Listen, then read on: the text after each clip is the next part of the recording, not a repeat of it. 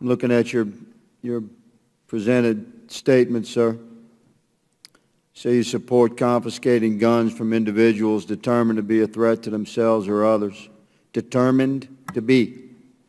So by this legislation my colleagues are putting forth, my understanding of the letter of that law, which I 1,000% oppose, as would our founding fathers, the letter of that law says an anonymous tip from a citizen. So if this was law, Commissioner, would you go to your neighbor's home and confiscate his legally owned weapons, a man that was not under criminal investigation nor under arrest?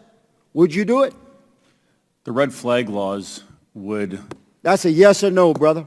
I got 5 minutes to make an hour-and-a-half statement here. It's more than a yes or no answer.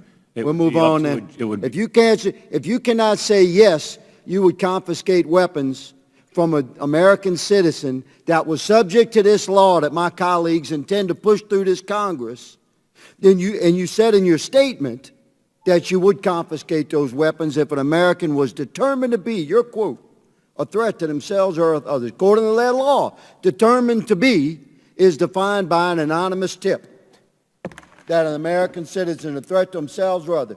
You're a police commissioner, a thin blue line brother, sworn to uphold the Constitution, and you're saying you'd seize those weapons. I see that as a problem. I'm going to bring us back in time to World War II.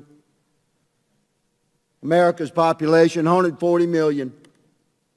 15 million American men came home from World War II with deep scars and significant skills. They bore the invisible wounds of war. And there was weapons everywhere. We'll talk about mental challenge. My father was one of those men who was a Navy pilot in World War II. He came back from the war and built his family. I'm the seventh of his 8 children. I was born in 1961. We had guns everywhere. There was virtually no regulation. Any child in the 50s could buy a weapon from any seller if Daddy sent them with the money. We didn't have mass shootings.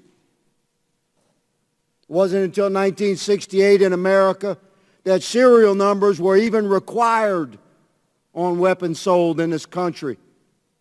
You order weapons through the Sears catalog by the mail. In the 70s, I attended a high school, large rural school. Virtually every vehicle in the parking lot was a pickup truck, and almost every one had a rifle or a shotgun on the back glass and a pistol under the seat. And we didn't have school shootings. 1979, I began college. One of the jobs I had to work my way through college was as a carpenter. We restored historical buildings. We had to determine in the process of that work what was the original cuts of these homes, residential homes built 75, 85, 100 years ago. You could tell by the saw cut if it was a mechanical cut, an electric cut, or a hand cut. By such observations, we knew exactly how that house was originally built. And to my amazement as a young man, beginning college in Louisiana, working, to my amazement, you know what I discovered, Madam Chair?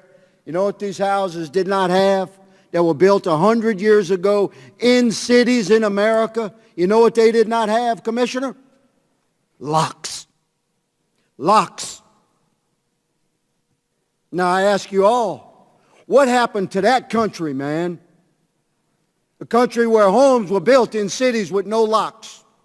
A country where guns were everywhere and virtually not regulated at all. Where millions of Americans, 14 million Americans came back. It's 11% of the population at the time after World War II with incredible skills of war and weapons of war, as you called them, everywhere. But we didn't have mass shootings. And here we sit today where an entire once proud Democratic Party is presenting unbelievably unconstitutional laws to press upon our nation, and we have a police commissioner that says he would go home to home and confiscate legally owned weapons if he got a tip. Madam Chair, I yield my speech, but I will not yield my opposition to these unconstitutional laws.